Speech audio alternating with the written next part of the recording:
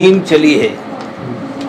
मैं ये स्पष्ट कर दूं कि भोंगे आज के नहीं हैं, बहुत वर्षों से हैं। और महाराष्ट्र में भाजपा की सरकार थी तब भी भोंगे थे। सर्वोच्च न्यायालय ने आदेश दिया है कि रात को 10 बजे के बाद और सूर्योदय तक कोई भोंगा नहीं बज सकता है। मानी सुप्रीम कोर्ट का आदेश है और सुप्रीम कोर्ट का आदेश पालन करने के लिए सभी राज्य सरकार बाध्य है। मैं मेरे लंबे समय के साथी ऐसे भाजपा के बंधुओं को विनती करूंगा कि आपकी जब सरकार थी तब तो आपने भोंगे नहीं हटाए। अब भोंगो हटाने का समर्थन करते हो, अच्छी बात है। तब अच्छा काम नहीं किया, अब अच्छा काम करने की इच्छा हुई, वह भी अच्छी बात है। पर तो सभी भाजपा के बंधुओं को कहूँगा कि सबसे पहले देश में जहाँ जहाँ भाजपा की सरकारें हैं वह राज्यों में विनती करके भोंगे आप हटवा दीजिए। महाराष्ट्र में आंदोलन चालू रखिए, परंतु मध्य प्रदेश में भोंगा नहीं हटेगा और महाराष्ट्र में आंदोलन करेंगे। गुजरात में भोंगे नहीं हटेंगे और महाराष्ट्र में आंदोलन करेंगे। भोंगे माने लाउड स्पीकर देश के लोगों के लिए, यह तो उचित नहीं है। दूसरा मैं सुझाव दूंगा कि जब सुप्रीम कोर्ट का आदेश है तो केंद्र सरकार को प्रत्येक डीएम, कलेक्टर और एसपी को भोंगा हटाने का आदेश देने का अधिकार है। तो मेरे साथी, और मैं नाम नहीं दूंगा, पर आजकल हिंदुत्व का थोड़ा मुझसे भी ज़्यादा कूदकर बात करते हैं, तो मुझे आनंद आया कि पहले मैं अकेला करता था, अब सब करने लगे हैं। तो आप केंद्र सरकार से 48 घंटे में लाउडस्पीकर हटाने का आदेश डीएम, कलेक्टर, एसपी को सुप्रीम कोर्ट के आदेश के आधार पर दिलवा दीजिए, तो भोंगा का प्रश्न पूरा हो जाएगा। भाजपा की सरकार है तब लाउडस्पीकर हटाने की बात नहीं करेंगे और दूसरों की सरकार है तब करेंगे। ये बुरा लगता है, किसी भी सरकार में करेंगे।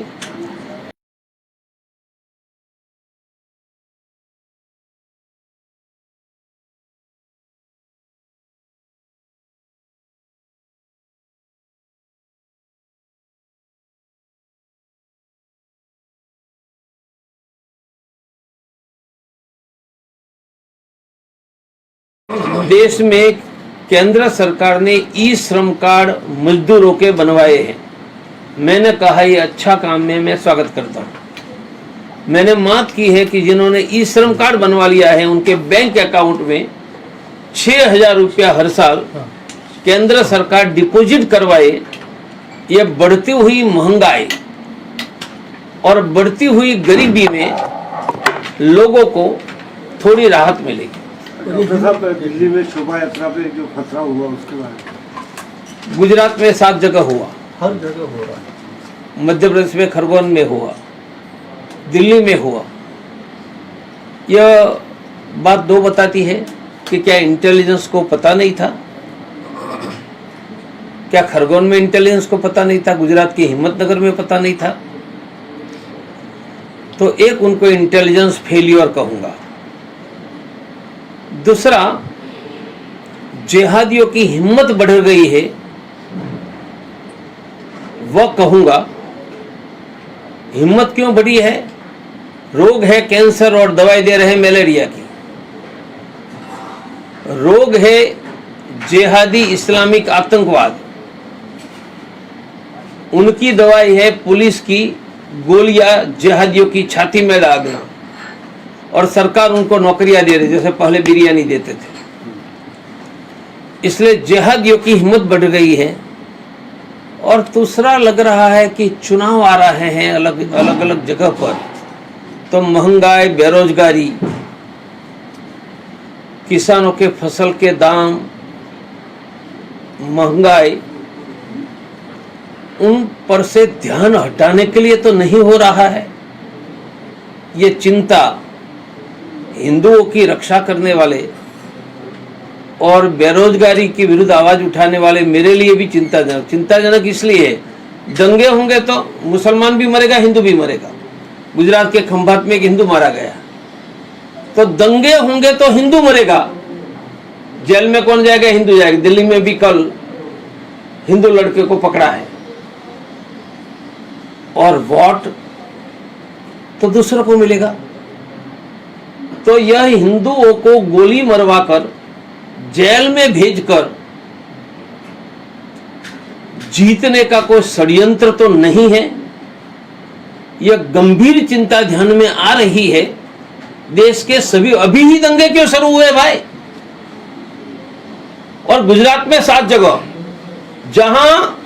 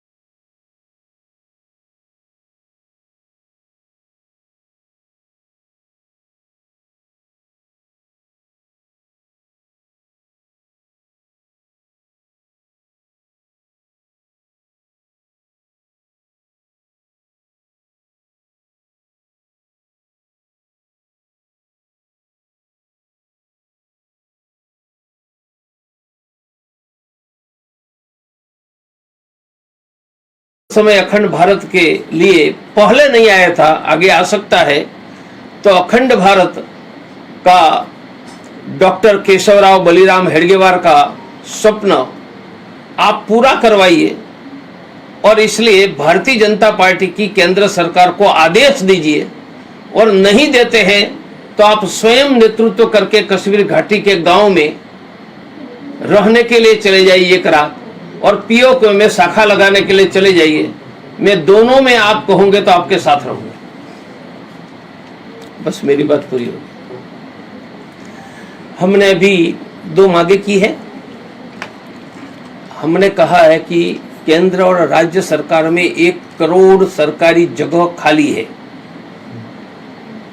वह सरकार तत्काल भरे तो 1 करोड़ लोगों को रोजगार मिलेगा। उनमें सभी राज्य सरकार, फिर शिवसेना की राज्य सरकार कांग्रेस की भी है और एमपी गुजरात में भाजपा की, देश भर में केंद्र सरकार और सभी राज्य सरकार उसमें म्यूनिसिपल कॉर्पोरेट मिलकर 1 करोड़ जगह खाली है। तो देश में 10 करोड़ बेरोजगार में से 1 करोड़ को रोजगार तुरंत मिल जाए। जगह खाली है, उसका की जगह है, सैलरी देने के पैसे है और काम है, तीनों। तो जगह क्यों नहीं भरते हो भाई? और सैलरी आपको आपके जेब से नहीं देनी है, प्रजा के टैक्स से देनी है। और सरकार ने यह नहीं किया तो प्रवीण तोगड़िया 10 करोड़ बेरोजगारों को लेकर निकलने वाला है। हमारी दूसरी मांग है कि सरकार ने ई श्रम कार्ड बनाकर बहुत अच्छा काम किया है। अभी मैं मध्य प्रदेश में था तो जो बैठे थे पूछे कितने लोगों ने ई श्रम कार्ड बनवाया, तो 80% ने बनवाया था। तो जिन्होंने ई श्रम कार्ड बनवाया है उनके बैंक अकाउंट में सरकार हर वर्ष 6,000 रुपया जमा करवाए। ये दोनों गरीबी दूर करने के हमारा सुझाव है। और तीसरा, 2 वीक मई में मैं हिंदू रोजगार योजना अंतर्राष्ट्रीय हिंदू परिषद राष्ट्रीय बजरंग दल के द्वारा शुरू कर रहा हूं, जिसमें प्रथम चरण में 10,000 लोगों को रोजगार देंगे। 0 बजट, उनको 1 भी रुपया लगाना नहीं, 1 भी रुपया का रिस्क नहीं है। नागपुर में भी आज शाम से मीटिंग शुरू हो रही है, उसमें जिनको रोजगार चाहिए उनसे फॉर्म भरवाने का काम होने वाला है। बस मैंने 3 बातें की। आप सर वो डॉक्टर साहब एक बार बताएंगे दूसरी वाली जो थी एक बार। ई श्रम कार्ड वाली, हाँ थोड़ा देश में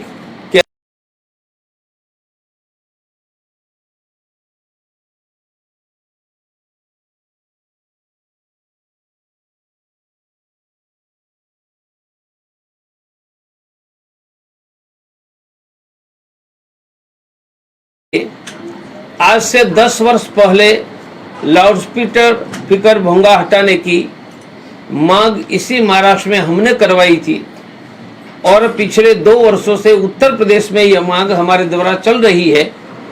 तो मैं चाहूँगा कि पूरे देश में मस्जिदों से लाउडस्पीकर हट जाए और कान के डॉक्टरों का थोड़ा बिजनेस कम हो, क्योंकि लाउडस्पीकर के कारण फिर सुनना कम होगा जाता तो कान के डॉक्टर पर जाना पड़ेगा। दूसरा मुझे बताना है कि हमारे सम्माननीय मोहन जी भागवत ने कहा कि 15 वर्ष में अखंड भारत हो जाएगा। मैं मोहन जी के ये वक्तव्य का स्वागत और समर्थन दोनों करता हूं। मेरा दृढ़ विश्वास है कि मोहन जी अपने ही जीवन में अखंड भारत बनता हुआ देखेंगे।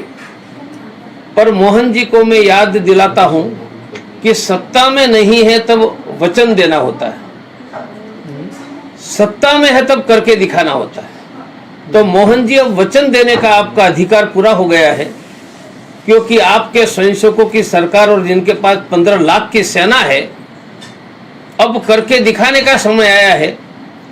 इसलिए मेरा सुझाव है कि आपका स्वागत समर्थन करते हुए 7 वर्षों से कश्मीर के हिंदुओं को नहीं बसाया है, 1 महीने में कश्मीर के हिंदुओं को बसाए और मोहन जी भागवत स्वयं कश्मीर घाटी के गांव में कश्मीरी हिंदुओं के साथ 1 रात रहे।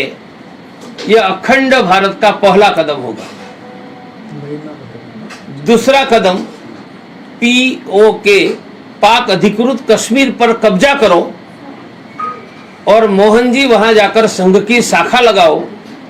प्रवीण तोगड़िया इस शाखा में नमस्ते सदा वत्सले करने के लिए आएगा। मैं स्वयंसेवक के नाते आप सरसंघ चालक हूं, पर POK में संघ की शाखा लगाओ। मोहन जी सरसंघ चालक सलामी प्रणाम ले और प्रवीण तोगड़िया खड़ा होकर प्रणाम करे। ये POK में करवाओ। दूसरा चरण है, यह 6 महीने में पूरा करो। भारत की 15 लाख की सेना है, रशिया यूक्रेन में घुस सकता है तो POK तो हमारे बाप का है। घुसो और तीसरे चरण में पाकिस्तान पर हमला करो। और मोहन जी उस समय टैंक पर बैठकर आप जाओ, आपकी टैंक जहां से गुजरती हो उनको सफाई करने का काम प्रवीण तोगड़िया आपके पीछे करेगा। तो मेरा मानना है